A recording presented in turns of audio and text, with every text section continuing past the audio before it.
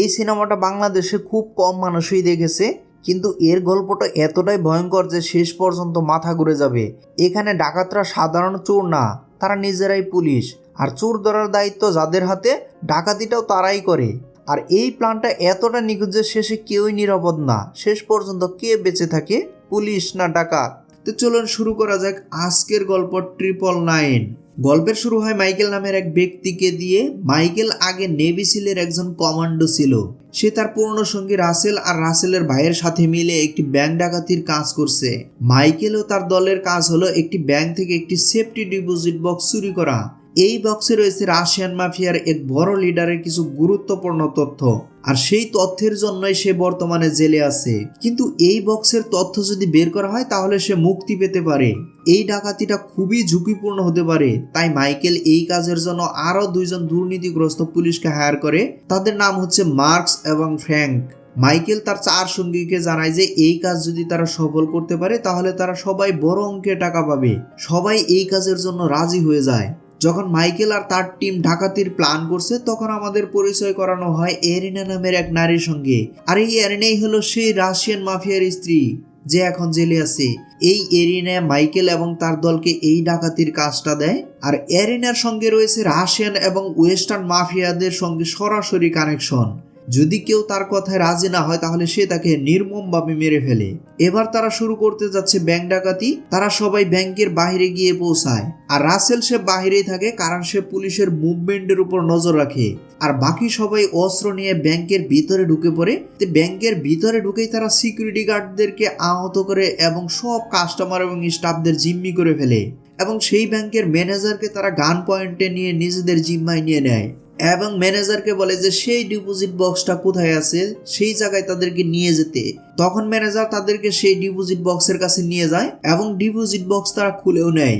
এদিকে এত বড় কাণ্ড দেখে মার্কসের লোভ চলে আসে টাকার প্রতি, আর সে চুপি চুপি কিছু ক্যাশ নিজের ব্যাগে ভরে নেয়। কিন্তু এই ডাকাতিতে টাকা চুরি করার কোনো প্ল্যানই ছিল না। সেফ ডিপোজিট বক্স নিয়ে তারা সবাই ব্যাংক থেকে বেরিয়ে পড়ে আর ব্যাংকের বাইরের মেন ডোরে একটি গ্রেনেড লাগিয়ে দেয়। এরপর সবাই একই গাড়িতে উঠে তারা সেখান থেকে পালিয়ে যেতে শুরু করে এবং ব্যাংকের মেইন ডোরে গ্রেনেডটা বিস্ফোরণ ঘটিয়ে সেখানে আতঙ্ক ছড়িয়ে দেয়। তারা গাড়িতে যাওয়ার সময় হঠাৎই দেখতে পায় যে বক্স থেকে লাল রঙের ধোঁয়া বের হতে শুরু করছে। আসলে সেটি ছিল একটি রেড ডাই প্যাক, যা ব্যাংক চুরির সময় টাকা বা জিনিস চিহ্নিত করার জন্য ব্যবহার করা হয়, যাতে পুলিশরা সহজেই অপরাধীকে ধরতে পারে। ধোঁয়ার কারণে গাড়ির ভেতরে দৃষ্টি ঝাপসা হয়ে যায়। ড্রাইভার গাড়ির নিয়ন্ত্রণ হারিয়ে ফেলে। তবু ড্রাইভার সামনে এগিয়ে যাওয়ার চেষ্টা করে, কিন্তু একটি ট্রাকের সঙ্গে ধাক্কা লাগে। পুলিশ আর সাধারণ মানুষকে বিভ্রান্ত করার জন্য মাইকেল এবং তার দল ফাঁকা গুলি ছাড়ে, যার ফলে চারদিকে আতঙ্ক ছড়িয়ে পড়ে এবং মানুষের মধ্যে হুড়োহুড়ি শুরু হয়ে যায় এবং সবাই সেখান থেকে পালিয়ে যেতে শুরু করে। এই সুযোগে তারা একটি নতুন গাড়ি চুরি করে নেয়, আর যাওয়ার আগে তারা নিজেদের পুরনো গাড়িটিকে বিস্ফোরণ ঘটিয়ে দেয় যাতে পুলিশ কখনোই তাদের কোনো প্রমাণ বা সূত্র খুঁজে না পায়। এরপর সবাই সেখান থেকে পালিয়ে যায় একটি নির্জন জায়গায়, যেখানে পৌঁছে তারা সবাই একে অপরকে দোষারোপ করতে শুরু করে।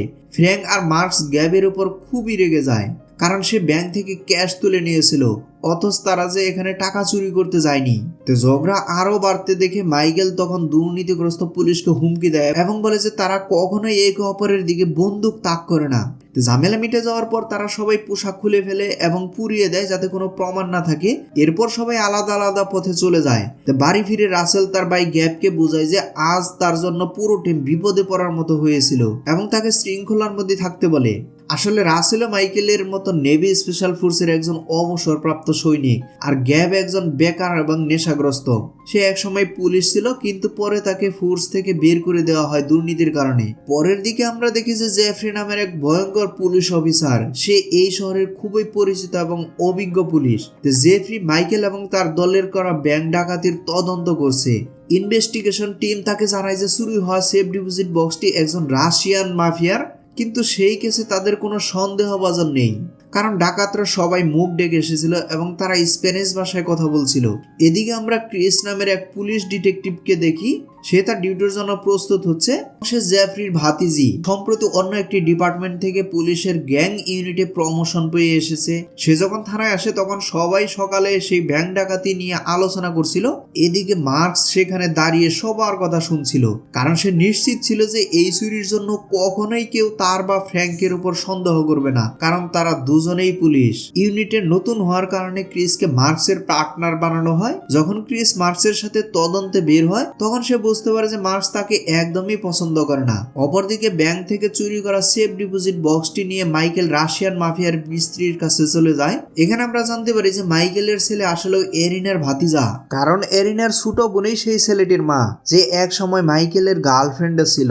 আসলে মাইকেল এই ডাকাতির কাজটি করতে রাজি হয়েছিল শুধুমাত্র তার ছেলের জন্য, কারণ তার ছেলে তাদেরই হেফাজতে ছিল এবং তাকে ছেলের থেকে আলাদা করে দেওয়ার হুমকিও দেওয়া হয়েছিল। যেহেতু মাইকেল সফলভাবে এই ডাকাতিটা সম্পন্ন করছে, তাই সে এখন এরিনার কাছে তার প্রতিশ্রুতি অনুযায়ী টাকা দাবি করে। পাশাপাশি সে এরিনার কাছে অনুরোধ করে যেন তার বোন আর ছেলেকে সে বাড়ি নিয়ে যেতে পারে। কিন্তু এরিনা দুটি অনুরোধই প্রত্যাখ্যান করে এবং সে বলে যে আরো একটি কাজ করতে হবে, এখনো কাজ শেষ হয়নি। সে জানায় মাইকেল এবং তার দলকে এখন ডিপার্টমেন্ট অফ সিকিউরিটির অফিস, যাকে ডিএইচ বিল্ডিং বলা হয়, সেখানে আরেকটি ডাকাতি করতে হবে। সেখান থেকে তার স্বামীর কিছু গুরুত্বপূর্ণ ডাটা এনে দিতে হবে, কারণ সেই ডাটা ছাড়া এই সেফ ডিপোজিট বক্সের কোনো মূল্যই নেই। এরিনার বোন একটি স্যাটেলাইট ফোন দিয়ে তার স্বামীর সাথে কথা বলে, যে তখন রাশিয়ার একটি জেলে আছে। সে তার স্বামীকে বলে যেন মাইকেলের উপর আরো চাপ তৈরি করা যায়, যাতে মাইকেল এই কাজ করতে অস্বীকার না করতে পারে। মাইকেল আগেই জানতো যে এরা কতটা ভয়ঙ্কর। এরপর সেখান থেকে বের হয়ে মাইকেল তার পুরো টিমকে মিটিং এর জন্য ডাকে। সবাইকে জানাতে হবে যে তাদের আরো একটি ডাকাতি করতে হবে, না হলে এরিনা তাদের কোনো টাকাই দেবে না এবং উল্টে সবাইকে মেরে ফেলবে। মাইকেল বাকি টিমের সাথে দেখা করতে যাওয়ার পথে এরিনের একজন লোক পেছন থেকে তার উপর হামলা করে। এই হামলাটি এরিনাই করিয়েছিল, যাতে বাকি টিমের উপর কাজটা করিয়ে দিতে আরো চাপ সৃষ্টি করে। কিছুক্ষণ পর তারা সবাই একটি গোপন জায়গায় একসাথে হয়, কিন্তু সেখানে রাসেলকে দেখতে পায় না। তারা সবাই আলোচনা করতে থাকে যে তাদেরকে আরো একটি ডাকাতি করতে হবে, তা না হলে তাদেরকে কোনো টাকাই দিবে না, বরঞ্চ তাদেরকে মেরে ফেলবে। সেখানে আমরা দেখি যে একটি গাড়ি অদ্ভুত ভাবে এদিক সেদিক করতে করতে তাদের দিকে এগিয়ে আসে। তখন তারা সবাই বুঝে যায় যে নিশ্চয়ই কিছু একটা গড়বড় হয়েছে, আর তারা সবাই সেই গাড়ির কাছে যায় এবং সেখানে গিয়ে দেখে যে একজন লোককে মুখ বেঁধে ভয়ঙ্কর ভাবে নির্যাতন করা হয়েছে। তখন সে মুখ খুলে দেখতে পায় যে রাসেল। তারা দেখতে পায় যে রাসেলকে খুবই ভয়ঙ্কর ভাবে নির্যাতন করা হয়েছে, আর রাসেলকে এই সব কিছু জিজ্ঞেস করতে গেলে রাসেল কিছুই বলতে পারে না, বরং রাসেলের অনেক কষ্ট হয়। তখন রাসেলের কষ্ট থেকে মুক্তি দিতে মাইকেল নিজ হাতে তাকে গুলি করে হত্যা করে, আর নিজের ভাইয়ের মৃত্যুতে সে ভেঙে পড়ে। রাসেলের মৃত্যুর পর মাইকেল এবং পুরো দল বুঝে যায় যে তাদের এই দ্বিতীয় ডাকাতিটা করতেই হবে। এরপর তারা রাসেলকে ছাড়াই নতুন করে সেই ডাকাতির পরিকল্পনা করে। তারা সিদ্ধান্ত নেয় যে এই কাজের সময় কোড 999 তৈরি করতে হবে, আর এই 999 কোডটি হলো পুলিশের রেডিও কোড, যার অর্থ কোনো পুলিশ অফিসারকে হত্যা করা হয়েছে।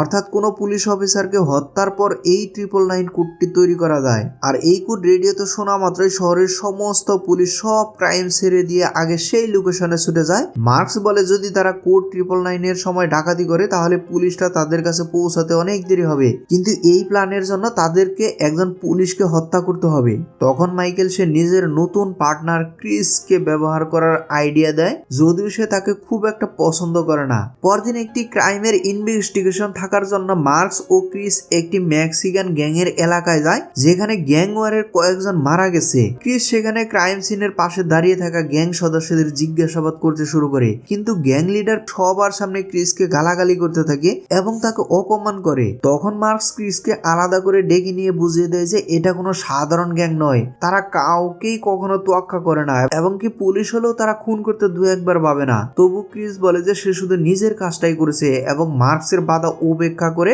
নিজের ডিউটি শেষ হওয়ার পর সন্ধ্যায় ক্রিস তার কাকা জেফরির সাথে দেখা করে। জেফরি তাকে বলে যে সে একটি ব্যাংক ডাকাতির তদন্ত করছে, যা সাধারণ ডাকাতির থেকে কিছুটা আলাদা মনে হচ্ছে।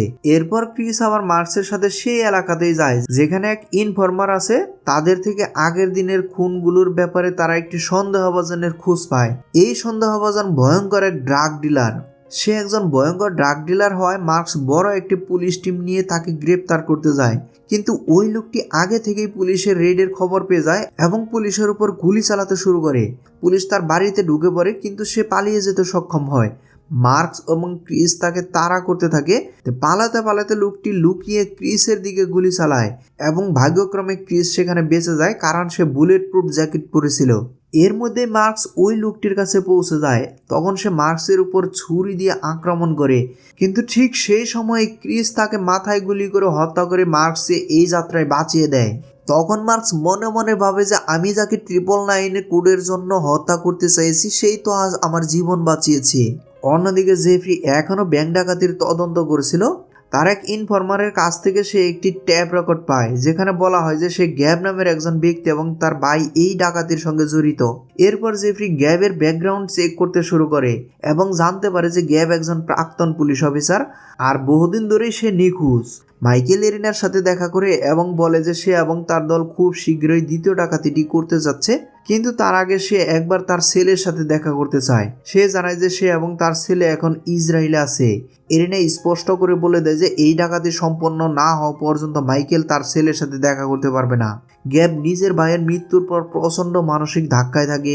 একজন পুলিশ অফিসারকে হত্যা করা তার কাছে ঠিক মনে হয় না, কারণ সেও এক সময় পুলিশ ছিল। আর এই কারণে সে একদিন ক্রিসকে সাবধান করতে বের হয়। সে ক্রিসের কাছে পৌঁছানোর আগে মার্কস তাকে টেনে বাইরে নিয়ে যায় এবং বলে যে ক্রিসকে কিছু জানালে পুরো প্ল্যান নষ্ট হয়ে যাবে। তাই সে জোর করে গ্যাবকে সেখান থেকে চলে যেতে বাধ্য করে। ক্রিস দূর থেকে দেখে যে মার্কস গ্যাবের উপর হামলা করছে। মার্কস তাকে বলে যে ওই লোকটা তার জন্য ইনফরমেন্ট, সে আজ খুব বেশি মদ খেয়েছে। কিন্তু ক্রিস পুরোপুরি বিশ্বাস করতে পারে না। সে নিজের উপর সম্ভাব্য হামলার ব্যাপারে সতর্ক হতে বাড়ি ফিরে যায়। এদিকে ব্যাংক ডাকাতির সন্দেহে পুলিশ গ্যাবকে ফলো করতে শুরু করে। একজন পুলিশ অফিসার ফোন করে জেফ্রিকে জানায় যে গ্যাব নামের লোকটি তার ভাগ্নে ক্রিসের বাড়ির বাইরে দেখতে পেয়েছে। জেফ্রি রেডিওতে সবাইকে সেই লোকেশনে যেতে বলে। পুলিশ আসার আগেই গ্যাব সেখান থেকে পালিয়ে যায়। জেফ্রি এসে দেখে যে গ্যাব তার পরিবারের কোনো ক্ষতি করেনি। আর এই সকল ঘটনা যখন মাইকেল জানে, তখন মাইকেল গ্যাবকে টিম থেকে বের করে দেয় এবং শহর থেকে চলে যেতে বলে।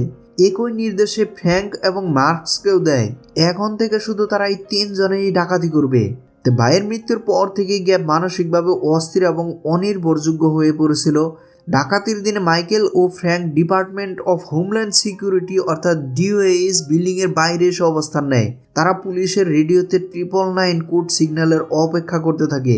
আর ক্রিসকে হত্যা করে রেডিওতে 999 সিগন্যাল দেওয়ার দায়িত্ব ছিল মার্কসের উপরে। সে এই পরিকল্পনার অংশ হিসেবে ক্রিসকে একটি পরিত্যক্ত বিল্ডিংয়ে নিয়ে যায় এবং বলে যে আজ তাকে এখানে একজন বিশেষ ইনফরমেন্টের সাথে দেখা করতে হবে। ক্রিস যখন মার্কসের সাথে সেই ফাঁকা বিল্ডিংয়ে ঢুকে, কিছু দূর যাওয়ার পর মার্কস তাকে অন্ধকার একটি করিডোরে একা ফেলে অদৃশ্য হয়ে যায়। তখন আমরা দেখতে পাই সেখানে আগে থেকে মেক্সিকান গ্যাং লিডার পিন্টু বন্দুক হাতে অপেক্ষা করছিল, যাকে মার্কস ক্রিসকে মারার জন্য ভাড়া করছিল। ক্রিস অন্ধকারের পথ খুঁজতে খুঁজতে মার্কসে ডাকতে থাকে, কিন্তু কোনো উত্তর পায় না। ঠিক তখনই পিন্টু তার সামনে এসে পড়ে। ক্রিস ভয় পেয়ে তাকে হাত উপরে তুলতে বলে এবং সতর্ক করে যে তার প্রাণ বিপদে আছে, তাই দ্রুত বিল্ডিং থেকে বেরিয়ে যেতে বলে। এই সময় পেছন থেকে গ্যাংস্টার গুলি চালায়। ক্রিস সরে যায়, আর ক্রিস সরে যায় গুলিটি পিন্টুর গায়ে লাগে। আহত অবস্থায় পিন্টু পালিয়ে যেতে চেষ্টা করে। ক্রিস আহত পিন্টুর কাছে যায়, কিন্তু পিন্টু কিছু বলতে চাচ্ছিল। ঠিক এই মুহূর্তে মার্কস সেখানে সে ক্রিসের দিকে বন্দুক তাক করে এবং তার মাথায় গুলি করে তাকে হত্যা করে। মার্কস ক্রিসকে গুলি করতে দেখে গ্যাব ভীষণভাবে হতবাক হয়ে যায়। আবার সে মার্কসের কাছে যায়, তখন সে জীবিত ছিল। এরপর সে পুলিশ রেডিওতে অ্যাম্বুলেন্স এবং ব্যাকআপের অনুরোধ জানায় এবং কোড 999 সেট করে, কারণ সেখানে একজন পুলিশ অফিসারের উপর গুলি চালানো হয়েছে। পুলিশ রেডিওতে কোড 999 শোনা মাত্রই ফ্র্যাঙ্ক এবং মাইকেলের বিল্ডিংয়ে ঢোকার জন্য প্রস্তুত হয়ে যায়, কারণ এটিই ছিল তাদের ডাকাতির শুরু করার সংকেত। কোড 999 খবর জেফ্রিকেও জানানো হয় এবং বলা হয় যে এটি তার লোকেশন থেকে এসেছে। জেফ্রির মনে হয় যে হয়তো কোনো পুলিশ অফিসারকে গুলি করা হয়েছে, তাই সে বিপুল সংখ্যক পুলিশ নিয়ে সেই লোকেশনের দিকে চলে যায়। তখন মাইকেল এবং ফ্র্যাঙ্ক সেই ডিএইচ বিল্ডিং এর ভেতরে ঢুকে পড়ে, কারণ সেই বিল্ডিংটি এখন ফাঁকা। তারা গার্ডদেরকে আহত করে বর থেকে এরিনার চাওয়া গুরুত্বপূর্ণ তথ্য চুরি করে নেয়। ডাকাতির কারণে ডিএইচ বিল্ডিং এর অ্যালার্ম বেজে ওঠে, কিন্তু তাদের পরিকল্পনা অনুযায়ী পুলিশ তেমন কোনো তাৎক্ষণিক প্রতিক্রিয়া দেখাতে পারে না। জেফ্রি এবং পুলিশের দল সবাই ক্রিসের 999 লোকেশনে ডাই হার্ড হয়ে যায়। আর ততক্ষণে ডিএইচ বিল্ডিং এর এই ডাকাতের কথাটা জেফ্রির কানে যায়। তখন জেফ্রি ছোট একটা টিমকে সেই ডিএইচ বিল্ডিং এর দিকে যেতে বলে, আর সেখানে ফ্র্যাঙ্ক এবং মাইকেলের সাথে তাদের গোলাগুলি হয়। একবার গুলিবিদ্ধ হওয়ার পরও ডিএইচ বিল্ডিং থেকে তারা বেরিয়ে আসতে সক্ষম হয়। জেফরি সেই লোকেশনে পৌঁছে দেখে যে সব কিছুই শেষ, কিন্তু তার পার্টনার মার্কস গুরুতরভাবে আহত অবস্থায় পড়ে আছে। আর ডাকাতি সম্পন্ন করার জন্য ফ্র্যাঙ্ক নিজের সন্দেহ দূর করার জন্য সেই 999 কোড লোকেশনে পৌঁছে যায়, যাতে কেউই তার ডাকাতিতে জড়িত থাকার ব্যাপারে সন্দেহ না করে। রাতে মাইকেল এরিনা এবং তার বডিগার্ডদের সাথে দেখা করে। সে ডিএসএস বিল্ডিং থেকে চুরি করা ব্রিফকেস এরিনার হাতে তুলে দেয়, পাশাপাশি সে তার ছেলের জন্য আনায় একটু উপহারও দেয়। এরিনা তার প্রতিশ্রুতি অনুযায়ী মাইকেলকে টাকা দিয়ে দেয়, কিন্তু তার ছেলেকে ফিরিয়ে দিতে অস্বীকার করে। মাইকেল যখন প্রতিবাদ করে তখন এরিনার এক বডিগার্ড তাকে মারধর করে। মাইকেল তখন বুঝে যায় যে এরিনা কখনোই তার ছেলেকে ছাড়বে না। তখন সে একটু দূরে সরে গিয়ে একটি বোমা বিস্ফোরণ ঘটায়, যা সে আগে থেকেই ছেলের উপহারের বক্সের ভিতরে লুকিয়ে রেখেছিল এবং সেটি এরিনার বডিগার্ডকে দিয়েছিল। আর এই বিস্ফোরণের ফলে এরিনা সহ সকল গ্যাং সেখানেই মারা যায়। এরপর মাইকেল সেই টাকা নিয়ে দেশ ছেড়ে পালিয়ে যেতে চায়। তারপর মাইকেল সেই ফ্রাঙ্কের কাছে তার ভাগের টাকা দিতে যায়। মাইকেলকে দেখে ফ্রাঙ্ক জিজ্ঞেস করে যে প্ল্যান মতো কি সবকিছু কমপ্লিট হয়েছে। তখন মাইকেল বলে যে হ্যাঁ, সব কিছু কমপ্লিট হয়েছে। এই কথা শোনা মাত্রই ফ্রাঙ্ক সরাসরি মাইকেলের মাথায় গুলি চালিয়ে দেয়। আসলে কে কাকে ব্যবহার করছে, কে এটার মাস্টার প্ল্যান, এই ছবিতে এখনো কোনো কিছুই বোঝা যাচ্ছে না এবং ফ্রাঙ্ক সব টাকা নিয়ে নেয়। অন্যদিকে আমরা দেখি যে মার্কস হাসপাতালে কোমায় পড়ে আছে। সেখানে এক পুলিশ অফিসার তাকে জানায় যে তার উপর হামলার সময় পিন্টো নামের গ্যাংস্টার পুলিশের গুলিতে মারা গেছে।